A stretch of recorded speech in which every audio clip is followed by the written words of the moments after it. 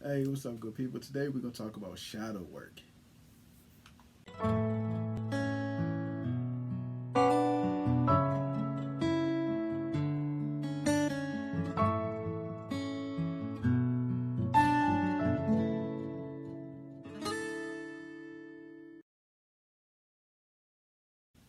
Hey, what's going on, good people? It's your boy, James Harris, founder of a movement called Mental Heal, which focuses on men's overall wellness, the mental health, physical health, and of course, the emotional health. And I'm also the author of a book called Man Just Express Yourself, which is an interactive planning guide for boys and men to better express themselves. Definitely appreciate all the parents who went out and got this tool, or my fellow clinicians who got this tool in their lobbies or in the office using it for interventions.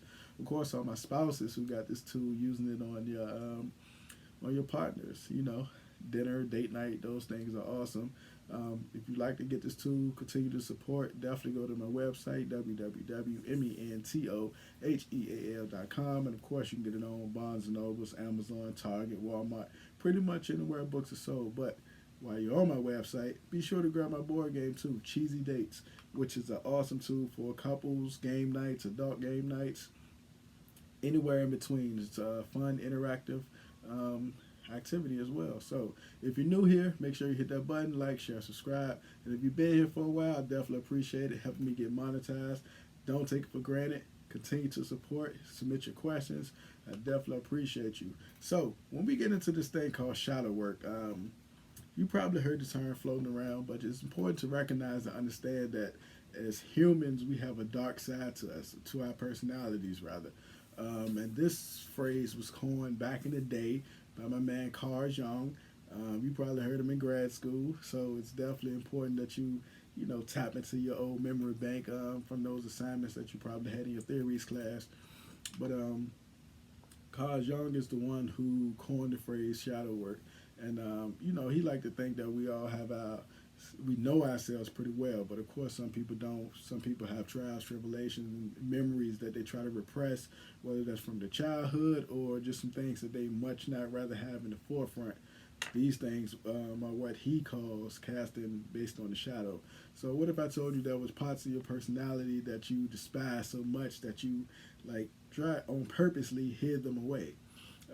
This is the shadow self. That's pretty much what he was talking about. And one of his favorite quotes is, "How can I substantially, if I do not cast a shadow, I must have a dark side also if I am to behold." That was pretty much one of his famous quotes. He had a lot of different quotes that you probably see in many different places on pictures and things like that. So shadow represents any traits of our personality that we don't like. So we try to repress those memories in our unconscious mind. So to think about it, like if you want to know what is shadow work is the process of acknowledging and accepting the hidden parts of our personality, which is definitely important, especially if you got family, you got coworkers, you got teammates, you interacting with a lot of different people. It's important to understand and know yourself. In order to live a balanced life, we have to acknowledge the different shadows that are there. Identify these areas that we are hiding from ourselves, process them, work through those things. No one wants to admit that they have bad habits or bad traits within their personality. We all perfect. It's much easier to concentrate on our strengths than it is our weaknesses or our limitations, depending on how you want to phrase different things. But this is not about pointing the finger or blaming yourself or your parents for that matter. It's about understanding the process and learning, moving forward, and uncovering different things about yourself as you continue to grow, as you continue to walk into your healing. Um, when the point or different focus aspects on it, you start to develop those good qualities. How do you learn different things if you're afraid to address them, if you're afraid to uncover those flaws that you probably have? So that's why doing shadow work is definitely important. What if like depending on where you are within the spectrum, like you can achieve so many different things from doing shadow work. To name a few, you can understand yourself better. That's definitely important. You can understand the people around you better in your work environment, your class environment, your family, your friends. Work on ending those destructive behaviors. That's definitely important, especially when you're doing shadow work. Be able to understand other people is definitely a big one. You probably can view somebody in your office right now that you probably think they're tripping. Have a clear perception of what you really want is definitely a part of shadow work as well. Having better communication with others, that's definitely a part of shadow work. Feeling happier about your life, looking at those positive aspects and traits that you got going on and feel happy about them.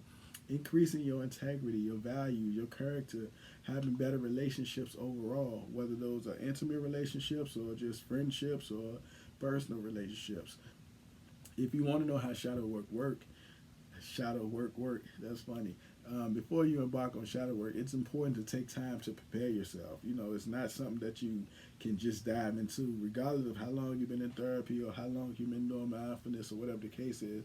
You definitely want to work up to this because some of the things that you might uncover, those repressed memories, may be traumatizing, may be, you know, hard for you. So shadow work can reveal parts of your personality that you may not fully are ready to acknowledge. Some may have happened that you repressed it for a reason. So you need to be mentally and physically prepared and able to accept whatever that's possibly revealed. So of course you got to prepare yourself to do this shadow work. So you can do this by looking back over the past couple of years of your life or your early childhood memories and recognize all the things that you're pretty much grateful for. You know, so all those positive aspects of your life. Appreciate that you are, you know, a miracle of life, that you are an individual with strengths, minimum weaknesses, no, not really a lot of limitations, and everybody like you. You know, continue to affirm yourself, esteem yourself, build yourself up in preparation for doing shadow work. You're a product of your environment and your family. That's realistically. So you're a collection of personalities, whether you believe it or not. Remind yourself that no one is expected to be perfect. That's something that you might have to, you know, acknowledge and deal with. A lot of people think that they have to be a certain standard for other people. They live in other people's perceptions, or they just feel like they have to win all the time. They're always on 100. So also to prepare yourself for shadow work, that you have to choose and confront your shadows to do the work better to understand yourself. That's definitely important. But my man Jung himself, he had 5 different ways that he processed shadow work. So the first one was, of course, recurring themes. So within that recurring themes, he would ask, you know, what are your emotional triggers? That's definitely important. So if you can identify a recurring theme within those things that get you emotionally excited, you can prevent them. Do you have a tendency to get argumentative over the same topic? Can somebody push your buttons? Do you know what push your buttons? What gets you agitated? What gets you upset? So why do you react a certain way based on those things? And then number 2, of course, he had the emotional reaction. Within that emotional action, he encouraged people to pay attention to the specific ways that they react to those specific situations. See if anybody can also have those recurrent themes within that thing that gets them triggered. Once you identify those patterns, you can address it realistically. And then he was moving forward to number 3, is of course identifying those patterns. Once you understood them, you can discard them and you can pretty much move on. You're now ready to process those things that have been bothering you, or those old issues or memories that's taken place a while back that you repressed. Remember, in the past you find these thoughts unacceptable, and you try to bury them for a reason. So those things are definitely important.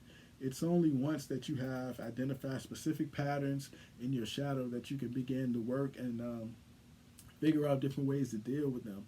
And his 4th one was probably what you see now online, or different, I guess, personalities or social media people. They encourage you to write down different things or write down different journal prompts. Those things are definitely beneficial because Carl Jung, number 4 was write it down, shadow work journal. It helps you keep sort of records, whether it's journaling or doodling or however you want to do it within yourself. It's very good for that. This is a different way that you can get those things out of your head, put them on paper, put them on recorder or whatever the case is. You know, it's pretty much decluttering the mind, which is beneficial. You don't have to worry about any kind of structure to your thoughts. Just get it out. Just start spewing, drawing. And that's pretty much, to be honest with you, why I got my journal. You can write it out or you can draw it out. You know, just get it out. Who knows what'll come up of it. You can always rewrite it later if you want it to be structured or if you want it to be pretty and detailed. Those things are important. But pretty much what he wanted to do was not have it weighing on you. Get it out your get it on paper or get it on recording. Get it out your head. Pretty much, it's important things that you do to record while you're thinking about them. And his last one, number 5, was write a letter to yourself. Write a letter to yourself and express the sorrow or the regret at your thoughts and feelings, which is pretty much in line with the, um, you know, with those who probably have an issue when they were younger and they wish they could have rescued themselves or whatever the case is. So this is a good way to do that. You can say in a letter how you attempted to clear yourself with the shadows. You can forgive yourself. You can give your permission to be forgiven. Realistically, you were young. You probably didn't know. Remind yourself that you are, only one of the shadows. So what is your shadow hiding? Have you ever thought about that? In the process of doing shadow work, you may reveal some repressed thoughts and feelings. You have no idea why they're there, or when you repressed them. It is easier to understand if you've given a couple examples to things that happened or taken place when you were younger. Your parents may have not have known. Your guardian may have not known. So it's definitely important that you are grounded when you start this process. It takes a lot of courage and a lot of putting your ego to the side to figure out if you want to embark on this shadow work journey.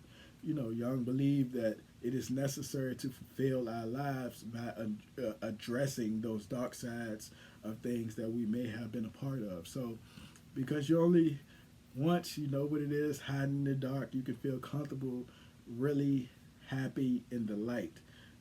So listen, that was shadow work. Let me know, have you started your shadow work journey? How do you feel about shadow work? Have you ever heard the term shadow work? Get at me, www.mentoheal, www.mentoheal. Appreciate you. I'll catch you on the next one.